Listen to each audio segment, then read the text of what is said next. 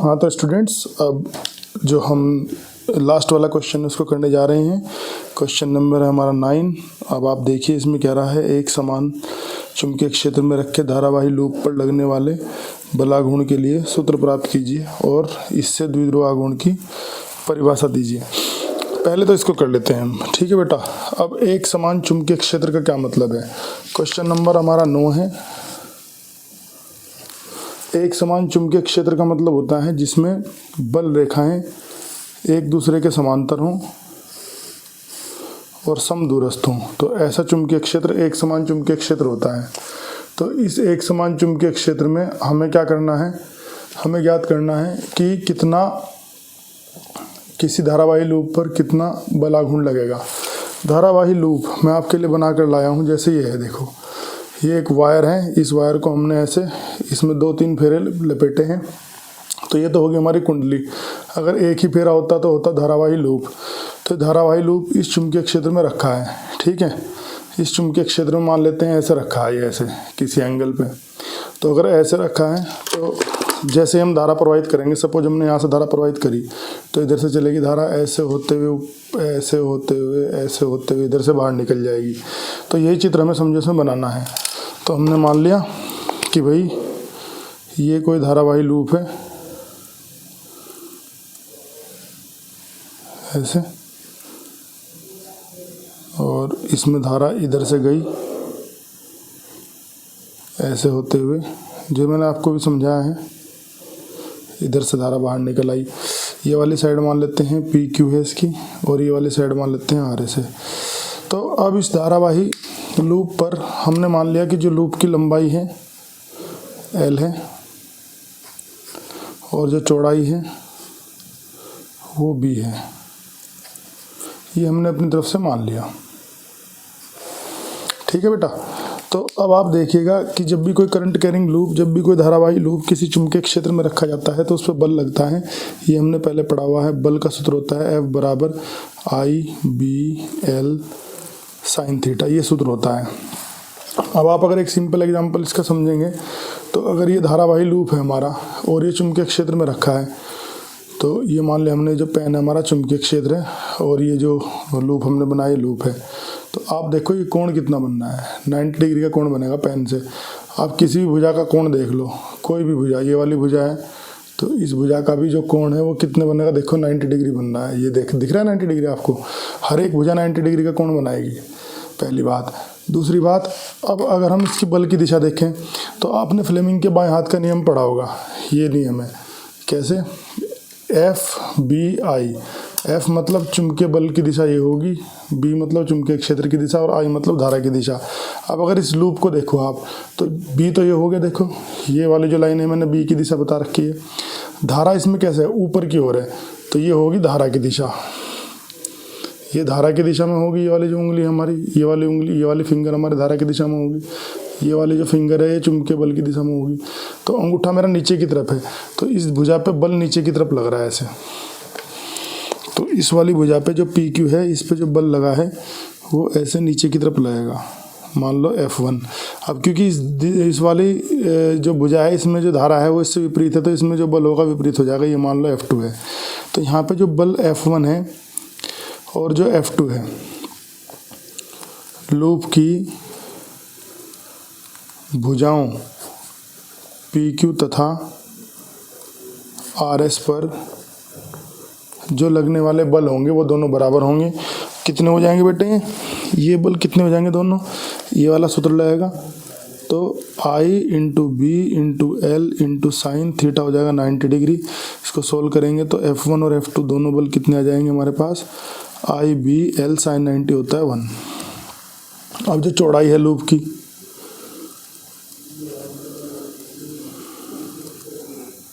कौन कौन सी, एक तो QR और एक PS।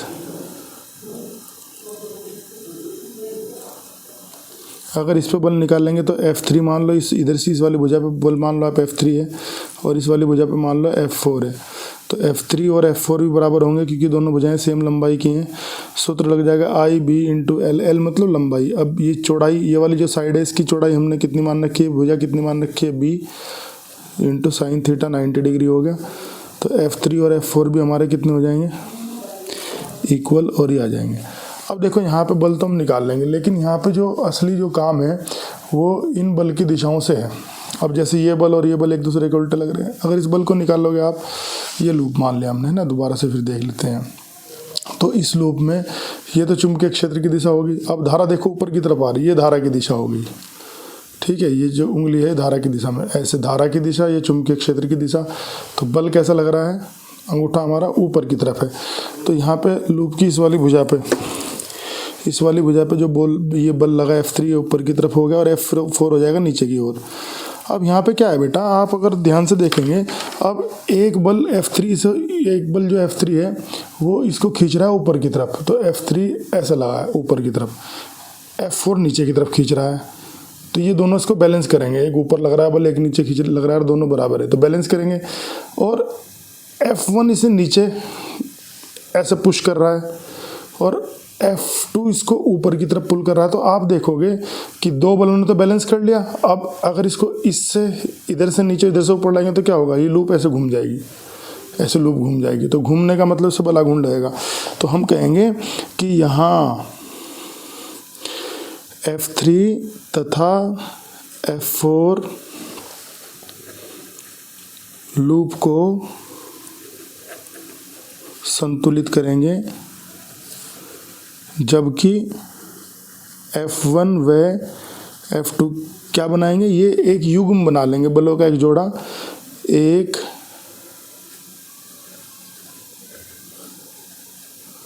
बल युग्म का निर्माण करेंगे, जिससे लूप चुंबकीय क्षेत्र में घूमने लगेगी। अब बल आघूर्ण जो होता है, क्या बनना है यहाँ पे, बल युग्म बनना है। बल युग्म का जो बल आघूर्ण होता है उसका सूत्र होता है बल, कोई सा भी एक बल जो युग्म बना रहे हैं, ये F1 और F2 युग्म बना रहे थे, मान लो F1, गुणा इनके बीच की लंबवत दूरी, दोनों बलों की क्रिया रेखा के बीच की लंबवत दूरी। अब इसको निकालने के लिए मैं ये चित्र दोबारा से एक बना लेते हैं यहाँ पे, कि ये तो हो गया हमारा चुंबकीय क्षेत्र। अब अगर आप जो हमारा जो लूप था, अगर लूप को आप दोबारा से ध्यान अगर लूप पे देंगे तो आप देखो बेटा, जो बल जो उसको घुमा रहे हैं वो एक तो इसे नीचे ले जा रहा है और एक ऊपर ला रहा है ना, ये वाला बल इसको नीचे ले जा रहा है और ये वाला बल ऊपर ला रहा है, तो ये घूम रही है। तो जो युग्म काम कर रहा है वो इस चौड़ाई पे काम कर रहा है, ठीक है, लूप की चौड़ाई पे काम कर रहा है। तो अगर ये घूमते हुए ऐसे है, ऐसे चल रही है, तो मैं इस चित्र को बना रहा हूँ और इस चित्र में मैं सिर्फ क्या बनाऊंगा, इसकी चौड़ाई बना रहा हूँ, ये होगी चौड़ाई, ठीक है, ये ऐसे रखे ना, तो इसकी हमने चौड़ाई बना ली है। तो कितनी चौड़ाई है बेटे इसकी, B। इसमें एक बल तो नीचे की तरफ लग रहा था, कौन सा हो गया था, F1, और एक ऊपर की तरफ लग रहा था, ये कौन सा हो गया था, F2। इस पॉइंट को मान लेते हैं हम M, इस पॉइंट को मान लेते हैं हम N। अब यहाँ पे आपको एक बात का ध्यान रखना है, लूप की अक्ष का ध्यान रखना है। लूप की अक्ष क्या होती है, ये जैसे लूप रखी है ये कहलाएगा लूप का तल, जैसे रखी है। लूप की अक्ष क्या होगी, इसके सेंटर से 90 डिग्री पे जाने वाली लाइन, जैसे मैंने पेन रखा है, ये इसकी अक्ष होगी। अब आप ये सोचिए कि जब लूप घूमेगी तो साथ साथ इसकी अक्ष भी घूमेगी, है ना। तो अभी अगर ये लूप ऐसे है, जैसे हमने दिखाया लूप की चौड़ाई, अगर मान लो ये ऐसे है, तो जो इसकी चौड़ाई है B, मैंने यहाँ पे बनाई हुई है। अब इस पर अक्ष कैसे काम करेगा, अक्ष कैसे होगा इसका, ऐसे होगा। तो मैं यहाँ पे ये अक्ष बना रहा हूँ, ये क्या आ गया, अक्ष। कौन सा अक्ष है बेटा, ये जो ये लूप है हमारा, लूप की अक्ष है, ऐसे बना दी हमने। तो अक्ष मान लो कितना एंगल बना रहे हैं चुंबकीय क्षेत्र से, थीटा। अच्छा जी, अब बेटा देखो ये दोनों फोर्स थे हमारे F1 और F2, इनके बीच की लंबवत दूरी चाहिए थी। ये दूरी तो तिरछी दूरी है, तो लंबवत दूरी के लिए क्या करेंगे हम, कि किसी एक बल को, जो बल की क्रिया रेखा है, ये वाली जहाँ बल काम कर रहा है इसकी क्रिया रेखा होती है, इसको पीछे तक अगर हटा लें तो जो ब्लू वाली लाइन है क्रिया रेखा कहलाएगी। तो ये F1 की क्रिया रेखा होगी और F2 की क्रिया रेखा ये होगी पूरी, कहीं तक भी आप बढ़ा लो। जिस लाइन में बल काम करता है उसको क्रिया रेखा बोलते हैं। अब इन क्रिया रेखाओं के बीच की लंबवत दूरी निकाल लो, तो इसको यहाँ से मिला दो, ये लंबवत दूरी आ जाएगी ये। तो ये लंबवत दूरी हमें निकालनी है। अब इसे निकालने के लिए एंगल थीटा था, ये एंगल भी थीटा होगा। ये थीटा होगा तो आप ट्रिग्नोमेट्री से निकाल सकते हैं ये एंगल भी थीटा होगा। तो जो त्रिभुज हमारा MNO है उसमें अगर हम साइन थीटा ले लें तो साइन थीटा क्या होता है, लंब, लंब मतलब ON अपॉन कर्ण, कर्ण मतलब MN। तो साइन थीटा कितना आ जाएगा बेटा, ON मतलब कितना हो गया आपका, ON हो गया R परपेंडिकुलर और MN हो गया B। तो यहाँ से R परपेंडिकुलर कितना आ गया बेटा आपका, B साइन थीटा। तो ये हमारा R परपेंडिकुलर आ गया। अब हमारे पास F1 का मान तो यहाँ से और R परपेंडिकुलर का यहाँ से निकाल के समीकरण नंबर 3 में रख देंगे। तो इसलिए समीकरण नंबर 3 से, तो देखते हैं क्या आता है समीकरण 3 से। तो टो की वैल्यू आ जाएगी, टो बराबर कितना था, F1 मतलब ये वाली value I into B into small l, R perpendicular B into sine theta.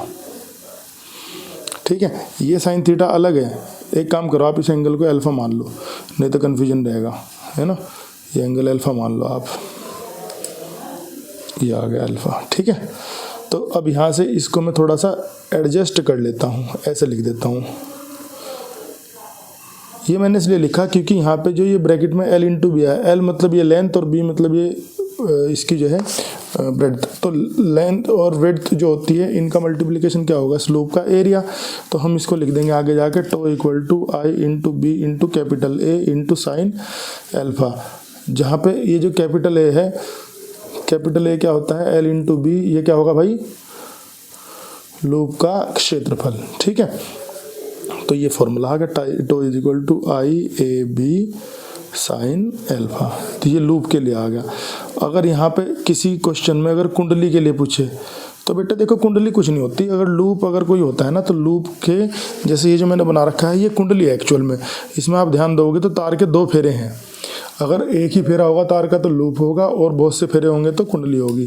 तो कुंडली में ऐसे बहुत से फेरे होंगे, हमने मान लिया कितने, N फेरे होंगे। इसलिए जो बलाघूर्ण आ जाएगा वो N से मल्टीप्लाई हो जाएगा। ठीक है, ये हो गया किसी कुंडली के लिए। तो अगर आगे चल के किसी क्वेश्चन में कुंडली पूछता है तो कुंडली के लिए ऐसे लिख देंगे इसको। अब इसमें इसने बलाघूर्ण की परिभाषा पूछी है यहाँ से। तो जो समीकरण नंबर 5 है उसमें अगर मैं साइन अल्फा को 1 मान लूँ, 1 मतलब साइन अल्फा की मैक्सिमम वैल्यू होती है। ठीक है, अगर इसमें मान लें ऐसा कब होगा बेटे, जब अल्फा कितना होगा, 90 डिग्री। मतलब जो कुंडली है, कुंडली का जो अक्ष है वो चुंबकीय क्षेत्र से कैसा रहेगा, लंबवत रहेगा। तो उस केस में अब टो की वैल्यू साइन अल्फा पर डिपेंड कर रही है। अगर साइन अल्फा अधिकतम हो गया तो टो भी कैसा हो जाएगा, अधिकतम। तो tau maximum is equal to, अब आपको एक चीज़ और बताते हैं, यहाँ पे जो ये NIA है इसको बोलते हैं चुंबकीय आघूर्ण, चुंबकीय आघूर्ण। ठीक है, ये कुंडली का चुंबकीय आघूर्ण है। अगर लूप का चुंबकीय आघूर्ण देखना है तो लूप के लिए I इंटू A होता है सिर्फ। क्यों, क्योंकि लूप में केवल एक ही फेरा होता है। तो ऐसे केस में मैं इसकी जगह M भी रख सकता हूँ। ये जो I इंटू A इसकी जगह M रख सकता हूँ। तो कितना बचेगा, M इंटू B।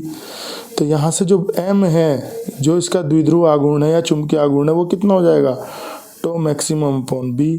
तो यदि यहाँ पे B को हम 1 मान लें, B को कितना मान लें हम यहाँ पे 1 टेस्ला, तब टो मैक्सिमम यहाँ पे जो M है वो किसके इक्वल आ जाएगा, टो मैक्सिमम के, क्योंकि ये जो नीचे वाला है तो 1 हो गया। तो इसने जिसका जो सेकंड पार्ट था, अगर आप देखोगे इसी में कह रखा है कि चुंबकीय द्विध्रुव आघूर्ण की परिभाषा बताइए। ये चुंबकीय द्विध्रुव आघूर्ण है, चुंबकीय आघूर्ण या चुंबकीय द्विध्रुव आघूर्ण। तो क्या परिभाषा बनेगी कि एकांक चुंबकीय क्षेत्र में कैसे रखने पर, लंबवत रखने पर। एकांक चुंबकीय क्षेत्र में किसी कुंडली के अक्ष को अक्षेत्र से लंबवत रखने पर उस पर लगने वाला जो बलाघूर्ण होता है वही उसका चुंबकीय आघूर्ण कहलाता है। ये इसकी परिभाषा आ जाएगी। अब इसका एक न्यूमेरिकल भी साथ में इसने दिया है, तो न्यूमेरिकल भी देख लेते हैं क्या है। ठीक है बेटा,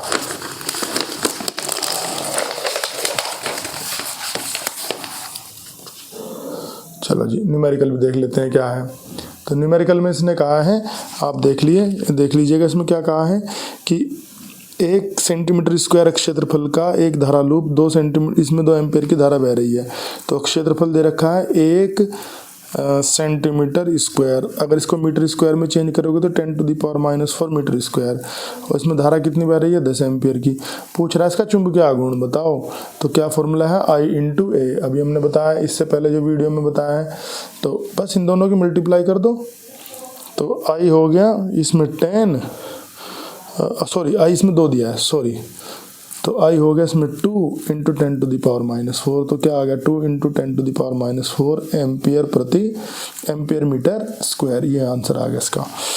अब इसका ही जो ऑप्शनल है 9th का ही, क्वेश्चन नंबर 9 का ऑप्शनल है, उसको देख लेते हैं। ये कह रहा है एम्पियर का परिपथीय नियम क्या है, इसकी सहायता से चुंबकीय धारावाही ऋजुरेखीय लंबे चालक के कारण चुंबकीय क्षेत्र ज्ञात कीजिए। ठीक है, तो एम्पियर का परिपथीय नियम क्या है देख लेते हैं। तो एम्पियर का परिपथीय नियम ये है, ये पहले बता रखा है आपको कि किसी बंद लूप के कारण, किसी बंद लूप इसमें ये है, नियम ये है कि किसी बंद लूप का रेखीय समाकलन, किसी बंद लूप के लिए चुंबकीय क्षेत्र का रेखीय समाकलन, चुंबकीय क्षेत्र होता है B.dl। ये हो गया चुंबकीय क्षेत्र का रेखीय समाकलन, किसके लिए, बंद लूप के लिए। लूप मान लिया क्या है, L है। किसी बंद लूप के लिए चुंबकीय क्षेत्र का रेखीय समाकलन लूप से प्रवाहित धारा का μ0 गुना होता है। ये इससे पहले भी एक वीडियो मैंने बनाई थी, इससे पहला जो सेट सोल्व किया था उसमें आ जाएगा, तो जाके देख लेना। अब हमें इसकी हेल्प से एक स्ट्रेट करंट कैरिंग कंडक्टर के लिए चुंबकीय क्षेत्र ज्ञात करना है, मतलब एक सीधे धारावाही चालक के लिए चुंबकीय क्षेत्र ज्ञात करना है।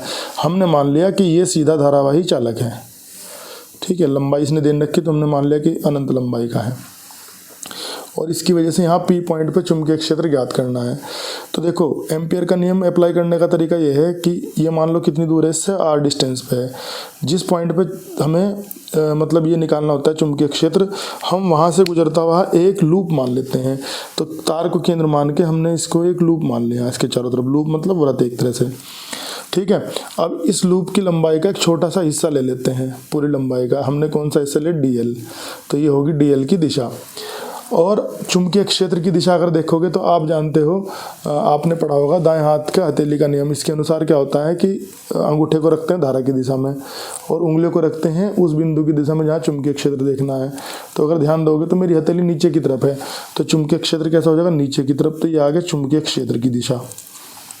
तो अगर आप इसके लिए सीधे धारावाही चालक के लिए ये नियम लगाओगे, यही एम्पियर का नियम, तो कैसे लिखा जाएगा, B.dl = μ0 × I। ठीक है बेटा, अब इसको जरा सोल्व कर लो। B.dl का मतलब हो गया B.dl cos थीटा। अब आप देखो कि B भी नीचे की तरफ है, dl भी नीचे की तरफ है, तो एंगल 0 आ गया, μ0 × I। B को इंटीग्रल से बाहर ले जाओ, cos 0 की वैल्यू 1 होती है। ठीक है, अब dl का मतलब है लूप का छोटा सा हिस्सा, इंटीग्रल का मतलब है पूरे लूप की लंबाई। पूरे लूप की लंबाई मतलब वृत्त की ये परिधि, वृत्त की परिधि कितनी होती है, 2π × वृत्त की त्रिज्या। इसको सोल्व करोगे तो यहाँ पे चुंबकीय क्षेत्र कितना आ जाएगा, μ0/2π × I/r। ये जो है हमारा किसी धारावाही चालक के कारण चुंबकीय क्षेत्र का सूत्र है। कुछ बुक्स में इसको ऐसे भी लिखा गया है कि 2 से मल्टीप्लाई, 2 से डिवाइड किया गया है यहाँ पे, तो ऐसे भी लिखा हुआ है। ठीक है, तो दोनों ही फॉर्मूले सही हैं हमारे। इसके बाद इसमें एक न्यूमेरिकल दे रखा है इसमें कि यदि सीधे धारावाही चालक में 10 एम्पियर की धारा बह रही हो तो इससे 10 सेंटीमीटर की दूरी पे कितना चुंबकीय क्षेत्र उत्पन्न होगा। तो इसी वाले में 10 एम्पियर की धारा दे रखी है और दूरी दे रखी है 10 सेंटीमीटर। 10 सेंटीमीटर का मतलब होगा 10⁻⁻² मीटर। तो बस चुंबकीय क्षेत्र पूछ रहा है, B बराबर लगा दो फॉर्मूला, μ0/4π 2 × 10⁻⁻7। μ0/4π कितना हो जाएगा, 2 × 10⁻⁻7। और 2 करंट कितनी हो जाएगी बेटे इसमें, 10 एम्पियर अपॉन r कितना हो जाएगा, 10⁻⁻2। इसको सोल्व करेंगे तो ये आ जाएगा ऊपर 4 × 10⁻3, 4 × 10⁻3। तो ये हमारा जो है आ जाएगा इसमें बेटा एक गलती मेरे से हो गई, सॉरी। μ0/4π की वैल्यू होती है 10⁻7। तो आंसर आ जाएगा हमारा 2 × 10⁻213 -4। देखो जल्दबाजी में गलती हो जाती है ना, तो 10 टू द पावर -2 तो ये रहा, 10 टू द पावर 2 और आएंगे, 10 टू द पावर 3 प्लस के हो जाएंगे और माइनस के 7 पहले से हैं, तो सोल्व करोगे तो 2 into 10 to the power -4 newton प्रति एम्पियर मीटर या फिर टेस्ला, ये आंसर आ गया। आपको मैं आंसर चेक करा देता हूँ एक बार। ये देखिए 2 इंटू 10 टू द पावर -4 ये एम्पियर मीटर इसका है, ठीक है। ये हमारा आंसर आ गया इसका। तो इसको आप देख लेना क्वेश्चन को, ये हमारा कंप्लीट हो गया, ठीक है बेटा।